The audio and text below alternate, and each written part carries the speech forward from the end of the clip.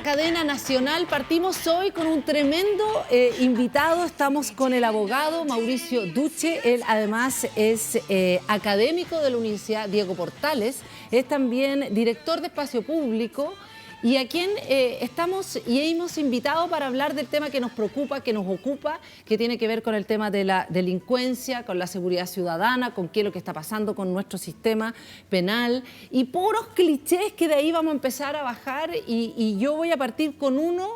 ¿Por qué lo invitamos? Porque yo creo que hay que ya empezar a hablar con menos guata y más data, así le digo yo.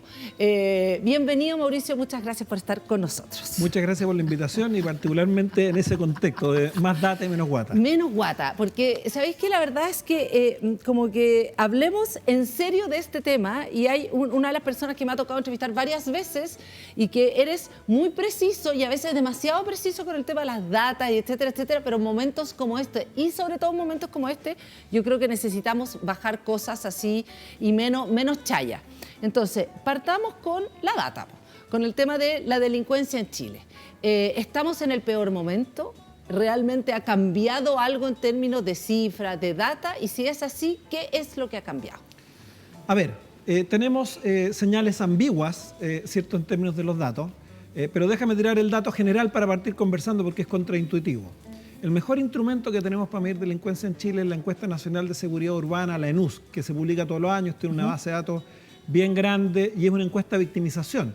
¿Por qué es importante esto? Porque esto permite saber la gente, los hogares que fueron victimizados, independiente que lo denuncien. Sí. Y esos son muchos más hogares sí. que los delitos que se denuncian. Por ejemplo, un dato que es muy preocupante, esto es un dato problemático, solo 1/3 de las personas que son entrevistadas en la ENUS que fueron objeto de delito, sus hogares fueron objeto de delito, lo denunciaron. Por tanto, eso dice que conocemos mucho menos de lo que se comete. Pero es mucho mejor instrumento porque precisamente te da el 100% y no solo el tercio que se denunció. ¿Qué es lo que muestra la ENUS? Sistemáticamente, desde que se viene produciendo, con algunos altos y bajos en la década del 2010, la delincuencia ha venido bajando en Chile y el último par de años tuvimos los porcentajes más bajos de victimización que hemos tenido. Entre comillas, hay un problema 2021 con la pandemia. Y la pandemia produjo un efecto mundial de rebaja de delitos. Sí, pero claro, si uno cortara el 2019, también los datos de victimización eran más bajos que los que teníamos antes. Pero ¿qué es lo que ocurre? Por otra parte, tenemos la percepción de inseguridad de la gente, está en niveles muy altos, aunque no tan distintos como se ha mantenido en los últimos 10 años, que siempre están bastante altos. O sea, hay una disociación entre esta percepción y el dato de la ENUS. Este es un dato. El segundo dato es que... Primer dato raro. Ok, sigamos. Segundo dato es que hay categorías de delitos y probablemente que generan mucha preocupación, que no son medidos por la ENUS, en donde tenemos indicadores que vienen subiendo en los últimos 10 años. Por ejemplo, los homicidios. Chile, para el contexto latinoamericano, tiene históricamente una baja tasa de homicidios, de 3.5, 4 homicidios por 1000 habitantes. Y en los últimos 10 años esto ha venido subiendo sistemáticamente y estamos en 6 o 7, dependiendo de la base de datos que tú cuentas. O sea, efectivamente en homicidios ha venido subiendo, pero claro, los homicidios representan una pequeña porción del total de delitos. Entonces, en la cifra general, obviamente, los promedios que ha invisibilizado. Entonces, uno podría decir, la percepción de inseguridad de la gente se basa en que los homicidios hacen mucho ruido, generan mucha preocupación, pero claro, el conjunto de delitos viene bajando. Y hay otros indicadores de que delitos viene aumentando el uso de armas de fuego, que genera más preocupación en que los delitos sean, y algunas categorías de delitos violentos también podrían estar aumentando. Entonces, primero, no es claro que hoy día tengamos más delitos en Chile que los que teníamos antes, pero sí podríamos tener algunos delitos particularmente más violentos o con más organización criminal que los que teníamos antes, y esto le presenta enormes desafíos al sistema que a veces se está yendo en collera. Pero yo diría el argumento es decir, estamos como nunca, hay que poner paño frío. Espérate, pero eso lo dijo hasta el subsecretario. Que bueno, nunca habíamos estado peor. ¿Cuál fue la...? No me acuerdo en este momento digamos, o sea, bueno, incluso también la presidenta de la Corte Suprema dijo que el Estado de Derecho está en jaque. Bueno, pero es que son parámetros distintos de análisis. O sea, si estamos considerando los datos que tenemos, los datos solo permiten hacer esa afirmación parcialmente. Otra cosa es afirmaciones que puedan tener impacto, que hay una crisis importante porque las instituciones del sistema están con poca capacidad de reacción. Otras veces muchas de estas palabras se ocupan en contextos de responsabilizar a otros, porque nunca nadie estamos en el peor momento porque yo lo he hecho mal. Siempre estamos en el peor momento porque hay alguien que no está haciendo la pega. Entonces, yo separaría un poquitito a veces los fuegos de artificio que hay en el debate público. Ahora, los datos que te muestro no quiere decir que haya que descorchar champaña, digamos, para celebrar. Sí, pero te agregan más matices en términos de cómo tenemos que aproximarnos. Ahora, hay otras cuestiones que no tienen que ver con los datos de los delitos comunes y corrientes. Por ejemplo, qué es lo que está pasando con problemas vinculados a la macrozona sur o con problemas de orden público que no necesariamente se traducen en delitos. Que se suman en todo, digamos. Claro, y entonces a veces el debate también confunde categorías. En seguridad confunde muchas cosas, entonces el debate es muy indiscriminado.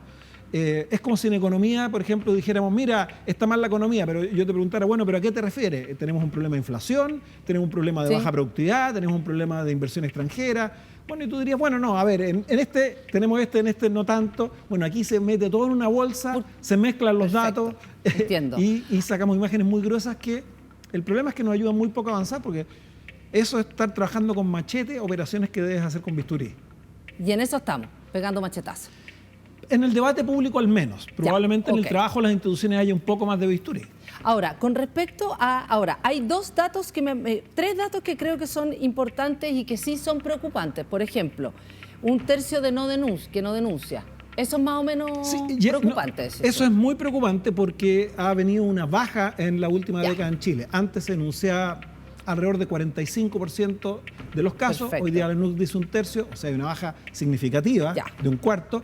¿Por qué es importante esto? Porque toda la evidencia criminológica comparada, no solo en Chile, te muestra que cuando la gente no denuncia los delitos comunes y corrientes, el sistema de justicia criminal tiene muy poca capacidad para autónomamente conocer que se cometió ese delito. Por tanto, esos delitos van a quedar en la impunidad. Ya. Otro de los temas, el aumento de los homicidios ha sido muy alto. Si uno lo compara en 10 años, creo que es un 40%, una cosa así. Por eso te decía, ha aumentado más o menos aquí tenemos problemas de cómo contamos los homicidios, pero ha aumentado desde 3, 4 por cada 1000 habitantes a 6, 7 por cada 1000 habitantes, un aumento significativo. Claro, eso sí es importante. Sí, eso es importante. Ahora, como te decía, lo que ocurre es que los homicidios el sistema procesa, por así decirlo, de justicia penal en Chile procesa 1,5 millones de delitos al año y los homicidios deben representar un par de mil.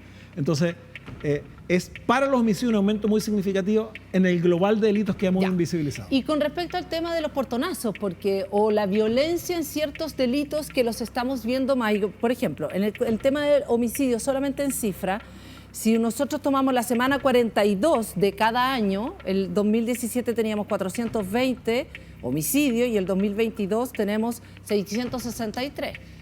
A ver, sí, hay que tener, yo creo que esa cifra hay que verla con mucho más cuidado. Olvidemos la cifra, chao, porque si no nos vamos a quedar pegados a la cifra. Exacto. Lo que sí que es interesante con respecto a los homicidios y que cambiaron en su digamos, perfil, era que antes los homicidios eran entre gente conocidas. Eran desgraciadamente femicidios, por ejemplo, entraban ahí, y también la riña, el curao, en el fondo que se pelearon. O el homicidio motivado por razones que tienen que ver con la proximidad con la víctima, conflictos vecinales, de negocio. Y ahora esa proporción, que era antes muy alta, ahora ha ido disminuyendo. Es decir, son gente desconocida. ¿Qué indica eso? Eso, a ver, mira, para dar el dato, más o menos antes el 70% de los homicidios eran con imputados conocidos, o sea, de víctimas de autores de esfera próxima, y por tanto la eficacia del sistema en el esclarecimiento de esos homicidios y la sanción era alta en términos comparados en América Latina, por suerte muy alta, porque cuando hay imputado conocido la mayoría se puede condenar. Sí, pues rápido. Pero hemos bajado a un 40% de imputado conocido, por tanto nuestra tasa de condena a los homicidios ha bajado, por tanto tenemos más homicidios y condenamos menos. ¿Cuál es la hipótesis? Una de las hipótesis centrales que explica esto es que hoy día muchos de estos homicidios son cometidos en contexto de actuación de organizaciones criminales o en el contexto de comisión de delitos, por así decirlo, de personas que no tienen vínculo.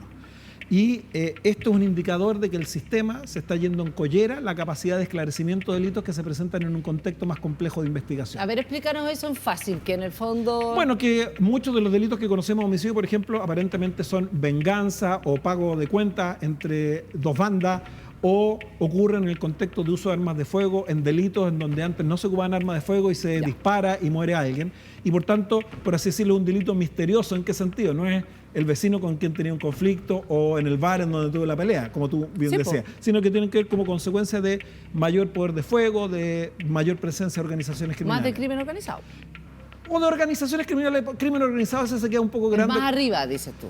No, a ver, el punto que te quiero decir es que el crimen organizado siempre suena a organizaciones sofisticadas, internacionales, tenemos de eso, pero también probablemente más organización criminal a nivel de base, ¿cierto? Que tienen más acceso a armas y que son más violentos. Ahora, el problema para el sistema es que está demostrando una incapacidad de poder salir del esclarecimiento de aquello que era más fácil o más próximo, ¿cierto? Que es el delito cuando tú tenías, bueno, el vecino me había amenazado, bueno, pillaste al vecino.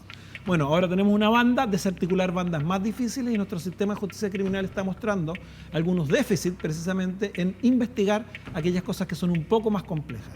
Yo diría la justicia penal en Chile fue muy exitosa, cosa que, a ver, alguien le dirá... La justicia penal, ¿qué esto de la policía, el Ministerio Público, el sistema judicial que conocemos en la cadena básica, ¿cierto? En Chile desarrolló una capacidad bastante buena para poder sancionar con relativa rapidez delitos, por así decirlo, en situaciones de flagrancia o cercanas a la flagrancia.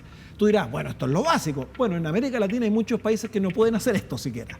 Chile lo pudo desarrollar básicamente, pero en la medida en que se ha venido complejizando la criminalidad, el sistema está empezando a notar más obstáculos, ¿cierto? ¿Por qué? Porque no desarrolló capacidad investigativa y estos problemas se notan en distintos eslabones de la cadena. Y déjame apuntar ya al tiro una tesis que uno siempre escucha: no son solo falta de recursos, porque la primera explicación de las instituciones, que no hay plata, policía, Ministerio Público, pistola. si nos pusieron más personal.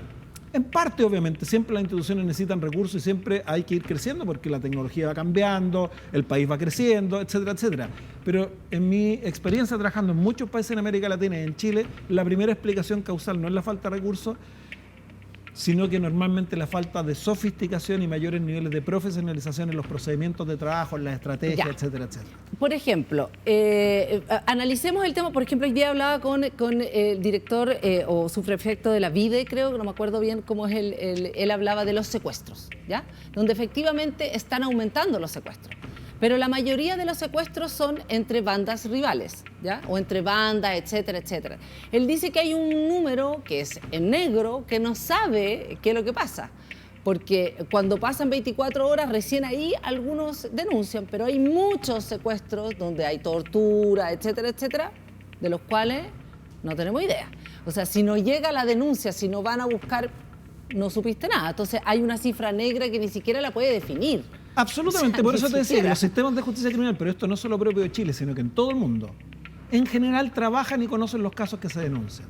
Ahora, es muy difícil llegar a los casos que no se denuncian, salvo en algunas categorías de delitos donde hay estrategias específicas para ir a buscarlos, pero tú eso no vas a encontrarse. No, por eso digo, o sea, uno habla de 75 secuestros, no tengo idea este mes, no sé la cifra, no estoy mintiendo porque no es la cifra, pero pueden ser 300. Bueno, esto es lo que te decía, la diferencia que hay entre la cantidad de delitos que se denuncian versus la cantidad de delitos que se cometen. Por la ENUS, de los delitos que mide la ENUS, solo conocemos un tercio de los que se cometen, un tercio. Ahora, ¿qué es lo que pasa con respecto a cuántos homicidios que se cometen en este país se terminan resolviendo? A ver, una primera aclaración. Los homicidios por su naturaleza son un tipo de delito en donde el sistema tiene la cifra negra probablemente mucho más baja. Si tú lo compararas con un hurto, por ejemplo, para que la gente entienda. Cuando un hurto, cuando te sacan algo sin violencia, sin fuerza, no sé, me sacaron, dejé la puerta abierta del auto y me sacaron algo, qué sé, bueno, probablemente la cifra negra de los hurtos, te estoy dando un número así aproximado, 1 a 10, o sea, cada 10 conocemos uno, pero probablemente la cifra negra en los homicidios sea muy baja, conocemos 9 cada 10. Y en esos 9 cada 10 que conocemos, como te digo, hemos ido bajando en nuestra capacidad de esclarecimiento. Si antes un 80% de los que conocíamos más o menos podíamos condenar, un 65, 70, 75, o sea, nos manejamos ese rango, ahora estamos entre un 40 y un 60. O sea, nos hemos pegado una baja muy significativa.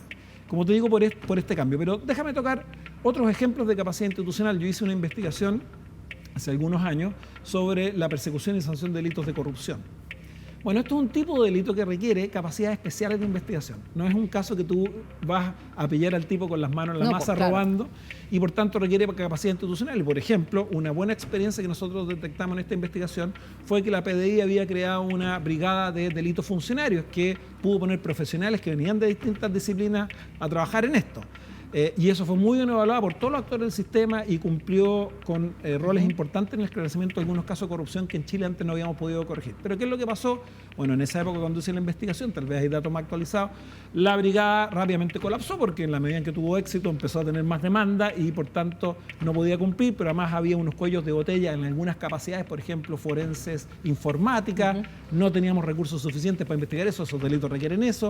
Luego también la PDI yo evalué un programa bastante exitoso de ingreso de profesionales a la PDI que ya venían formados otras carreras, ese programa se paró en algún momento y eso le quitó capacidades institucionales. Entonces, te fijas tú, hay que meterse muy en profundidad en cosas. Bueno, para esos delitos, ¿qué necesitamos? Por ejemplo, un área donde tenemos un enorme debe es que en la medida en que la criminalidad se sofistica en un país, tú requieres mucha más capacidad de prueba, analistas forenses y científicos. Y creo yo que en nuestras capacidades forenses y científicas en Chile nos vamos quedando atrás, no tenemos las capacidades, todos los recursos disponibles que queremos tener si queremos esclarecer eso. Entonces, si tú quieres meterte en serio en estas cuestiones, por ejemplo, tienes que tener mucho más analistas forenses para analizar computadores, cuentas corrientes, hacer seguimiento de dinero, ¿cierto? Pero también prueba científica que sirve para esclarecer delitos como homicidio u otros delitos contra las personas. Cuando uno ve, tenemos déficit bastante severo en varias áreas, incluso muy tradicionales como el servicio médico legal. Entonces, creo que es severo, pero dame un ejemplo fácil. A ver, yo hice otro ejemplo de una investigación. Claro, no hay una cosa como más bajada, digamos, no genérico. ¿Qué absolutamente. ¿Qué no hay? No te lo bajo, que son tantos temas. Te voy a poner un ejemplo. Yo hice una investigación sobre prueba pericial en ciertas categorías de delitos hace algunos años, hace unos 5 o 6 años. Y detecté que en la unidad que procesa el 60% de los peritajes sexológicos forenses del Servicio Médico Legal, que es la unidad de la región metropolitana, esto es una prueba para que la gente entienda, es la prueba clave que se realiza sobre las víctimas de delitos sexuales, particularmente violaciones. Está integrada por 11 integrantes en esa época, de los cuales 7 no tenían especialidad en la materia. Y por tanto, tú estás entregando una pericia que es clave en la resolución de eso, en un porcentaje muy relevante a gente que no tiene la especialidad, allí donde yo entrevisté a gente que sí tenía la especialidad y me indicaba lo sensible que era la formación y la experiencia en esto, porque si tú no la tienes, puedes ver cosas que no existen o puedes no ver cosas que son claves que hay que ver para detectar la comisión del delito. Entonces tú dices, en un tema tan grave, tan de nicho, como la sexología forense, no teníamos formación especializada a un nivel en la unidad que procesa la mayor cantidad de casos en el país. Y esto se replica en miles de otras áreas. Y el problema, claro, no es... Los problemas son complejos. El problema de que detecté es que había un problema de economía política del sistema. ¿Qué significa esto? Generar las especialidades médicos forenses en Chile es difícil porque primero hay solo un centro de formación médico forense, que es la Universidad de Chile, tiene pocos cupos, los cupos a veces no se llenan. ¿Por qué? Porque las remuneraciones del sector no son competitivas y por tanto termina entrando al médico legal mucha gente en el inicio de una carrera sin especialización en camino a... o en camino a luego obtener su especialización e irse al mercado privado. Entonces, si el Estado chileno no decide invertir en formación forense, en remuneraciones competitivas, va a tener un déficit institucional. Entonces, los problemas, te fijas tú, cuando tú empiezas a hacer el doble clic, son de son diversos, complejos. Complejas políticas públicas que requieren que terminemos un poquitito la cuestión de que la delincuencia es un problema de voluntad o es un problema de mandar un proyecto de ley que incremente penas. Te fijas tú, claro, siempre se necesita voluntad. Siempre se necesita perfeccionar las leyes, pero la cuestión no se resuelve ahí. Ahora, por ejemplo, y ahí también hay varias columnas tuyas que la verdad que se quejan mucho de esta cosa como del populismo penal, pero espérate, ¿cómo le pones? Política criminal huachaca. ¿Cuál es la política criminal huachaca? Bueno, lo que yo escribo política criminal huachaca es una respuesta a los fenómenos complejos de la criminalidad con soluciones mágicas y simples. ¿Cómo cuáles? Que son proyectos de ley que aumentan penas que ya son altas. Entonces, lo que estamos viendo es que frente a problemas complejos, la respuesta predominante de la clase política es decir, bueno, vamos a presentar, esto es horrible, hay que sancionar, ¿y cómo lo vamos a hacer? Vamos a poner un delito que ya tiene penas de 20 años a presidio perpetuo calificado, le vamos a poner ahora presidio perpetuo a presidio perpetuo calificado. O sea, márgenes que, digamos, no hacen la diferencia. ¿Por qué? Porque el problema ahí probablemente es más la capacidad institucional de poder investigar para luego poder sancionar a las personas. Entonces, ¿qué es lo que pasa con estos proyectos de ley? Estos proyectos de ley dan la sensación de que no estamos haciendo cargo del problema, pero, punto uno, luego los proyectos de ley quedan vegetando en el Congreso por años, normalmente no tienen ningún fundamento empírico que nos diga que esto va a poder cambiar, porque, como te digo, no identifican bien el problema. pero me permiten a mí salir diciendo, pero si yo tengo proyectos de ley, entonces, bueno, ¿por qué no ha cambiado la cosa? Bueno, porque es problema del Congreso, o porque dicté la ley, entonces el problema de los jueces garantistas, o porque los fiscales, cuando el problema, como te digo, tenemos mucha evidencia, mucha experiencia comparada que no se va a resolver así. Entonces, la política criminal huachaca, lo que yo llamo con mucho respeto a la cultura huachaca que admiro, es huachaca en mal sentido, es en el sentido de que estamos rifleando, por así decirlo, con problemas. Y esto es lo que probablemente te explica el porqué a propósito de los datos que partimos conversando. Sí. O sea, hay una enorme preocupación por la delincuencia, pero claro, mira la NUS, el 86% que tiene un enorme temor por la delincuencia está hace 20 años. Y las encuestas desde hace 20 años, del CEP, la que realiza Espacio Pública y otros centros de estudio, ¿cierto?, tienen hace 20 años mostrando que la delincuencia está 1, 2 o 3. Y la cuestión sigue. Entonces, no es como que en 20 años hemos estado haciendo buena política criminal y de repente ahora la cosa nos explotó. En 20 años hemos estado agotando una cuenta corriente que teníamos de innovaciones que se hicieron a principios de la década, ¿cierto? Y hoy día nos empieza a pasar la cuenta de que no hemos seguido innovando y estamos con esta política criminal huachaca, que es una respuesta, yo diría, de fuegos de artificio. Ya, algunos clichés que quiero pasar rápido, porque, para que vayamos. Cliché, el sistema garantista es el que los tiene así, hablando de la cosa huachaca. Bien, hay dos cuestiones que hay que examinar. Uno es cuál es el rol de un sistema de justicia criminal en cualquier Estado de Derecho en el mundo. Y un rol del sistema de justicia criminal es resguardar que, como parte importante del rol y de los jueces, resguardar que no se violen derechos fundamentales. Y por tanto, desde esa perspectiva, todo sistema de justicia criminal, salvo que sea en una dictadura o en... Es garantista. Es garantista desde ese punto de vista. Entonces, que me digan es garantista es que me digan, bueno, el Estado es el Estado. Ya, eso es una tontera máxima. El dinero vale plata. Pero se dice todo el tiempo. Bueno, claro. Ahora. Se pretende decir que la gente entra y sale, la puerta giratoria. Claro, y luego veamos eso, ¿cierto? Yo creo que cuando la gente dice el sistema garantista probablemente expresa una disconformidad porque hay brechas de impunidad muy importantes porque hay muchos delitos que no se esclarecen. Pero cuando el sistema atrapa, en general tiende a atrapar bien de acuerdo a lo que muestran algunos datos del sistema. Te doy algunos datos. De cada 100 detenciones, en los datos acumulados en 20 años en el país, solo un 0.8% de esas detenciones se decretan ilegales. O sea, ¿por qué? Porque te digo, algunas de estas detenciones que los jueces dejan a todos libres, no, el 0.8% de cada 100 detenciones. Ahí quedan, perfecto. O sea, son legales. Luego, de cada 10 casos que un fiscal pide la prisión preventiva, en 9, en los datos acumulados en 20 años, quedan en prisión preventiva. ¿Ya? 9 quedan en prisión preventiva. De los cada 10 que el fiscal pide. Y luego, cuando un caso llega a una instancia de condena, si uno toma todos los procedimientos que finalizan con condena, como el 95% terminan con condena y solo un 5% absuelto. Pero esto depende, y no quiero entrar a los tecnicismos que pueden aburrir a la gente. No, por favor. Pero claro, si van a juicio oral, ahí la cifra es 70, condena 30 y otros procedimientos son 99. Bueno. Entonces, lo que te quiero mostrar es que si uno toma la cadena de lo que el sistema procesa, esto llega en grandes rasgos a decisiones que, entre comillas, son contraintuitivas para esta definición. Perfecto. Lo que pasa es que el sistema pierde mucho. Uno, por la cifra negra que vemos. Dos, porque no logra esclarecer imputados conocidos y, por tanto, ¿cierto?, esos casos no entran a esta cadena, no son detenidos, ¿no? Pero no es que la puerta es giratoria. ¿Te fijas tú? Y claro, además yo diría un tercer factor, es que en todos los sistemas de justicia criminal del mundo, como son sistemas muy masivos que procesan muchos casos, tú puedes encontrar muchos errores.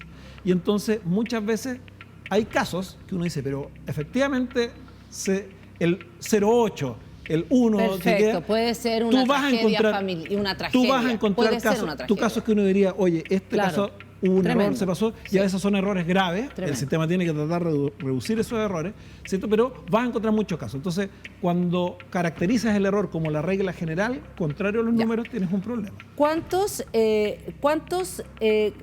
casos, o sea, de lo que llega al sistema, cuánto se resuelve? El sistema penal, ¿cuánto es capaz de resolver? Esto tiene nuevamente dos respuestas. Uno es cuánto llega a sentencia, ¿cierto? Que es la mejor solución que tiene el sistema, que es pudo esclarecer el caso y un juez se pronuncia sobre el caso.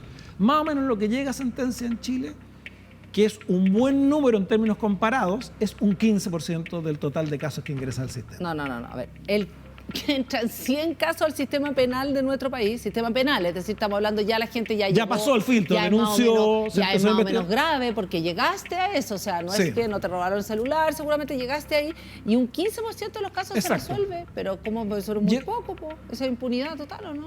Bueno, ese es por eso lo que muestra la evidencia comparada, los sistemas de justicia criminal más rendidores producen. En América Latina hay muchos países que no llegan ni al 5%. Y este es un número que se puede comparar con algunas jurisdicciones de América del Norte, Europa. Ahora, este es el número general. Entonces uno diría, en el gran número, Chile no luce como un país deficitario si uno lo compara con otros países. Ya. Pero claro, cuando tú luego haces el doble, el triple clic, empiezas a ver que, claro, el gran número esconde muchas zonas específicas donde nuestros números podrían ser mucho mejores. Por ejemplo, lo que nos está pasando con homicidios que conversábamos antes. Por ejemplo, lo que tiene que ver con focalización en delitos más violentos vinculados, por ejemplo, a bandas criminales con portonazos. Entonces, cuando tú haces el doble clic, hay capacidad de crecimiento en delitos particulares que son especialmente sensibles, especialmente graves. Podemos hacerlo mucho mejor. Ya, o sea, tú dirías que hay ciertos delitos que son de alta connotación social que no los estamos haciendo bien definitivamente. Homicidio. O sea que nuestra capacidad institucional se ha ido quedando atrás y esto hace que tengamos resultados menos rendidores que los que hemos tenido en alguna época y que podríamos tener. Ya, ok. Entremos un poco también muy brevemente esta idea de aquí, o sea, las penas son altas en este país, ¿tú dirías? Nuevamente, que esta respuesta es una respuesta compleja. En general, yo diría, en ciertas categorías de delitos, tenemos en principio penas bastante altas y lo que ha venido haciendo el legislador sistemáticamente subiendo. Por ejemplo, delitos contra la propiedad. Los delitos contra la propiedad representan un 45% de los ingresos del sistema. Hoy día, cualquier robo, delito contra la propiedad que se cataloga como robo, más o menos parte de una pena de 5 años un día como mínimo. Mucho. Es bastante, porque los robos a veces agrupan cuestiones graves y cuestiones que objetivamente no son tan graves. Ahora, ¿cuál es la trampilla? ¿Cierto? Mucho de esto tiene que ver ya con cuestiones técnicas y también con sistema de pena. Nuestro sistema, yo creo que fue muy generoso por muchos años a la aplicación de sistemas de penas alternativas, es decir, personas que eran condenadas a penas privativas de libertad, pero que en la práctica cumplen libertad, con sistemas de penas alternativas muy poco densos en términos de la capacidad de controlar y hacer seguimiento a la persona. La lógica de los sistemas de penas alternativas, que es correcta, quiere decir que cuando tú condenas a una persona por primera vez y que tiene escaso compromiso delictual, una intervención distinta a la cárcel podría ser mucho más efectiva socialmente hablando. Lo que ocurre es que durante mucho tiempo tuvimos un sistema de penas alternativas, pero con una intervención poco densa y con un control escaso, y por tanto, por así decirlo, no estábamos cumpliendo en la promesa del por qué ocupábamos la alternativa. Entonces yo creo que en Chile había un tema pendiente en darle mucho mayor densidad a la intervención alternativa para que sea una alternativa real, y ahí hemos sido ingenuos y ahí se ablandan penas que en el papel se ven en principio más altas. Veamos una de las, no sé si está en el titular, el titular de la vocera de la Corte Suprema: las personas van a la cárcel y no se rehabilitan, sino que salen peor. Esto yo creo que es como más viejo el hilo negro, ¿no? ¿O es muy fuerte que lo diga ella? ¿Cómo ves esa frase? Y también sumémosle a cuánta cantidad de presos, porque yo tengo entendido que tenemos la mayor tasa de presos después de Estados Unidos, ¿no? ¿En América Latina? ¿En América o no? No. Hemos ido mejorando un poquitito. Tenemos una tasa alta de presos. Hay otros países que han ido aumentando. Esta cuestión es una cuestión dinámica. La afirmación de la vocera de la Corte Suprema es correcta, pero es más viejo que el hilo negro. Efectivamente, tenemos un sistema carcelario que efectivamente no entrega ninguna posibilidad de reinserción. Y por tanto, descansar en el sistema, el uso de la cárcel como principal herramienta, tiene el problema de que es una solución incluso para los que creen en la cárcel de muy corto plazo, porque lo que vas a hacer es inocular o inhabilitar a una persona por un periodo, y esa persona en algún momento en su vida va a tener que salir. No hay ningún país en el mundo que pueda tener a alguien preso toda su vida por haber cometido un hurto, digamos, ¿cierto? Entonces lo que pasa efectivamente es que la cárcel termina reforzando carreras criminales, excluyendo a las personas luego cuando salen en libertad, que tienen mucho menos oportunidades porque quedan marcados, refuerza organizaciones criminales, etcétera. Eso te iba a etcétera. decir, ahora hemos visto también que están siendo reforzadas como organizaciones criminales que ya están operando desde adentro derechamente, que tenemos data sobre eso, etcétera, etcétera. Entonces, ¿es como o peor o hay que encarcelar distinto? O sea, a ver, yo creo que la cárcel es un recurso legítimo en un Estado de Derecho y probablemente no veo que en el corto plazo tengamos ni la capacidad ni la tecnología en el mundo para prescindir de ella. Va a ser una herramienta que va a seguir siendo utilizada.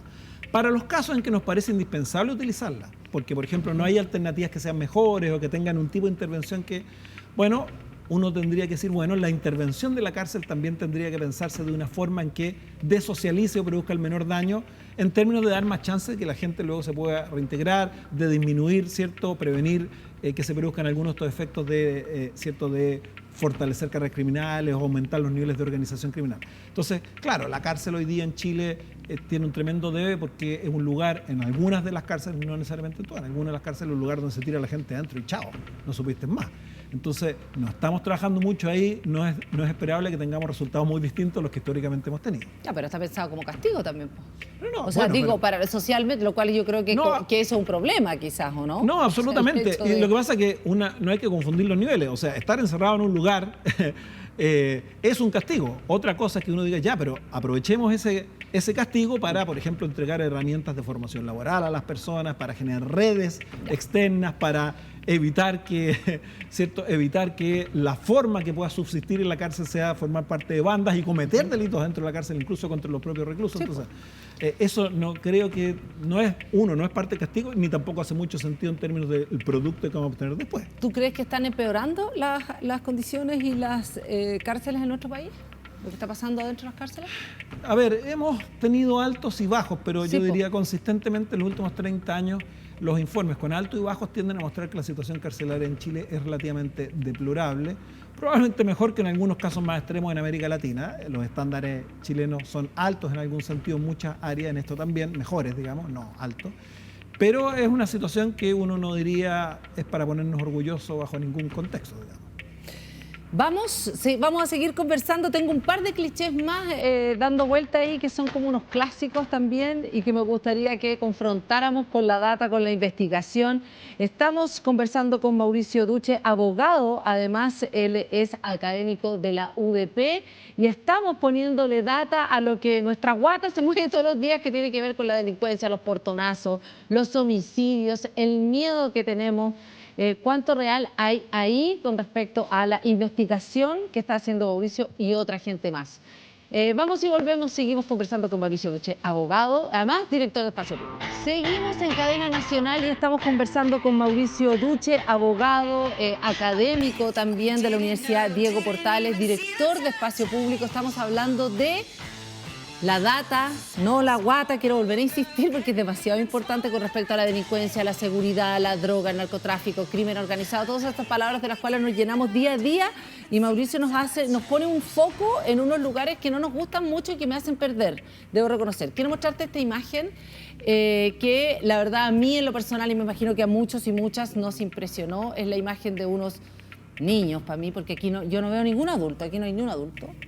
Son jóvenes al lado de otro joven de 15 años asesinado también en el Alto Hospicio, donde está el arma, después aparecen las drogas, música urbana. Estamos viendo todo esto, no quiero con esto decir que la música urbana esté asociada solamente a eso. Estoy haciendo como no se puede escuchar, así que por eso eso es lo que están cantando, digamos. Están además consumiendo droga ahí. Hablemos de este mundo, ¿no?, que tiene que ver con los jóvenes, el narcotráfico. ¿Qué es lo que está pasando también en términos de data? Porque esto a mí me mueve todo, no solamente la guata, la emoción, todo. Bueno, cuéntanos. Sí, para decir algo nuevamente que un poco remueve, nos llega a decir, bueno, mejoremos el debate en este tema. Una afirmación que se suele escuchar es que ha aumentado significativamente la delincuencia juvenil, pero así radicalmente en los últimos 10 años. La verdad es que desde que tenemos datos fidedignos, que es cuando partió el funcionamiento del sistema de responsabilidad penal de adolescentes, que cubre a todos los jóvenes entre 14 y 18 años que cometen delito, había una baja muy significativa. Para que tengas una idea, el año 2008, que es un primer año consolidado que uno puede considerar, hubo más de 70.000 jóvenes involucrados en la comisión de delitos, que más o menos eran 55.000. El año pasado tuvimos a 21.000 jóvenes, 22.000 jóvenes y 20.000 delitos. Y la línea va bajando, es decir, no solo está afectado por la situación pandémica. Entonces, hoy día tenemos que el sistema conoce mucho menos jóvenes involucrados en la comisión del delito y mucho menos delitos. Ahora, ¿qué es lo que indica la evidencia? Entonces, esto dice, chuta, Sí, Entonces, el problema igual no, esto como estamos... Ya, ok. es que lo que pasa es que si uno se queda con la idea de que entonces hay más delincuentes juveniles y no ve este dato, tiene un problema de diagnóstico. ¿Qué es lo que indica, en cambio, los datos, que sí es muy preocupante? Es que hoy día tú tienes un pequeño porcentaje de estos jóvenes, 5, 10, 15%, que están cometiendo delitos más violentos y mucho más delitos. Son infractores mucho más reiterantes en el tiempo. ¿Ya? Y este es un problema gravísimo, ¿cierto? Este es un problema gravísimo, pero obviamente comprenderás tú que si tu imagen es que el problema es que crece la delincuencia juvenil, Sí, po. ¿cierto? La medida que vas a optar para enfrentar ese problema es muy distinta. Es decir, ¿sabes qué? Hay un problema con un foco, un 10, un 15, un 20%, del cual podemos trabajar mucho más directamente. Entonces, nuevamente, los datos, la evidencia te ayuda a focalizar la política pública. Ahora, ¿quiere decir esto que estamos bien? No, hay un problema gigantesco porque estos jóvenes reiterantes que cometen delitos más graves, más violentos, representan problemas sociales como los que estamos viendo ahí, Sí. que son problemas gravísimos de probablemente salud mental, aumento de consumo de droga. O sea, hay muchos problemas sociales asociados a esto que tenemos que abordar. Los problemas económicos que vamos a tener y que hemos tenido los últimos años, vamos a tener, parece, los próximos años, van a tener impacto en esto también. Entonces, es un área delicadísima, pero nuevamente, si el diagnóstico lo hacemos con la guata y no con la data, podemos errar las estrategias y las políticas públicas para intentar mejorar. Que es lo que estamos haciendo. Uno de los temas también centrales y principales y además también objeto de varias de tus investigaciones tiene que ver con el tema de Carabineros, la reforma Carabineros, la tan mencionada reforma Carabineros. Y quiero partir del hecho de, quiero partir del estallido, porque quizás es lo que de alguna manera nos dejó como esta sensación de desplome de la institución de Carabineros. Dije sensación porque ya hablando contigo ya no estoy segura de nada de lo que digo en la data.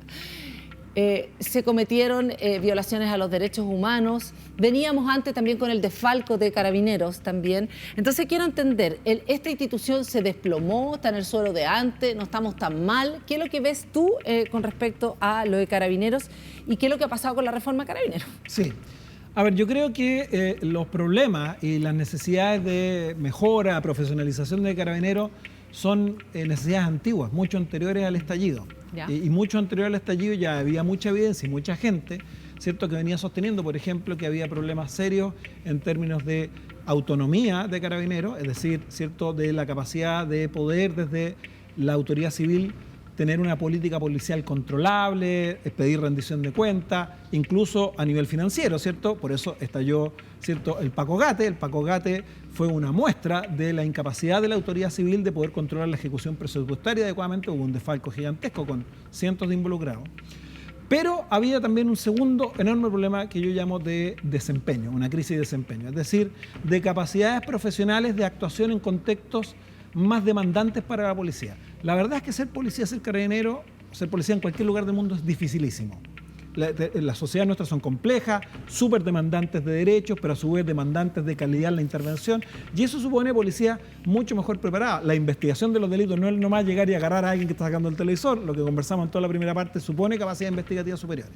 Y mi impresión es que la policía de Carabineros no fue poniéndose al día de acuerdo a estas necesidades, y además, en forma paralela, se produjo un problema de incremento significativo de dotación y presupuesto, y por tanto creció exponencialmente, se duplicó o triplicó en términos de personal, dependiendo de dónde tú hagas el corte en los últimos 20 o 30 años. Recibió mucho más recursos, pero no se modernizó, no se adecuó, y por tanto empezó a tener cada vez más problemas de desempeño profesional. Por ejemplo, en la investigación de delitos, ¿cierto? Entonces, una investigación que se hizo hace unos 8 años, que encabezó el Ministerio Público, de la calidad de los partes policiales, para que la gente entienda esto. La calidad del parte de esas cosas que te escriben. Exacto, ¿por qué? Porque el parte policial es clave para una investigación criminal, porque cuando la policía llega a un sitio de suceso, registra todas las actuaciones en un parte policial. Si, por ejemplo, no identificas bien a un testigo, bueno, ese testigo luego nunca lo vas a encontrar. Y si no tienes ese testigo, tal vez no vas a esclarecer el delito. Sí, bueno, claro. Esta investigación mostró que los partes policiales, estoy hablando hace 8 años atrás, tenían defectos severos en porcentajes superiores a un tercio o un 40%. Entonces, tú decías, había problemas ahí de capacidad de desempeño fundamental. Entonces, esto se empezó a notar en el Pacogate, se empezó a notar luego en casos como Huracán, caso Catrillanca. Sí. Pero claro, el estallido mostró una cara más terrible todavía, que fue también había problemas de capacidad de desempeño en contextos complejos de orden público que llevaron a algunas violaciones de derechos humanos. Lamentablemente creo yo que es lo que pasó. que el debate del estallido llevó a focalizarnos mucho en este problema, que en algún sentido terminó politizando el debate, porque esto es un tema muy sensible políticamente, y los temas de desempeño y autonomía más centrados en la política policial, la que un poco empezaron a quedar postergados. Y ahora que se dio vuelta un poco, el péndulo se giró a una idea de que en realidad hay que apoyar a la policía. Es que eso quiero, antes de que nos terminemos, porque quiero mostrarte el video del fin de semana, si quieres podemos hablar entre medio, de este carabinero que balea a no sé si lo viste, a una persona que estaba inculpable por violencia intrafamiliar. Él está como amenazándolo y se le tira un balazo a los pies. Y eso queda justamente, ahí está la imagen, no sé si la viste. Y esta imagen está grabada por carabineros, es bien insólita. Se ha, digamos, difundido con la idea de exactamente con lo que tú estás diciendo. Tenemos que tenerle respeto a nuestras autoridades, que en el fondo aquí lo que tiene que hacer es correr bala, dice el senador. Ahí le pegó el balazo. Este le dijo, no voy a tirar, no voy a tirar. Tenía un ladrillo y le tira un balazo en la pierna. Todo el mundo, yo esto lo hice en la radio, pregunté con respecto a eso, todo el mundo encontraba que el 86% de los que estaban escuchando la radio encontraba que estaba bien el procedimiento, que estaba perfecto y que había que darle más atribuciones al carabinero. El senador Osandón habla de correr bala. ¿De qué estamos hablando? ¿Esto es un buen procedimiento? ¿Qué es lo que está pasando? A ver, déjame tocar el tema de fondo, ¿cierto? Yo creo que en esta sobresimplificación que tenemos en tema de seguridad nos movemos de péndulos, como, déjame poner extremos así un poco para ridiculizar, de carabineros poco menos que no puede tocar a nadie, a carabineros que puede correr bala.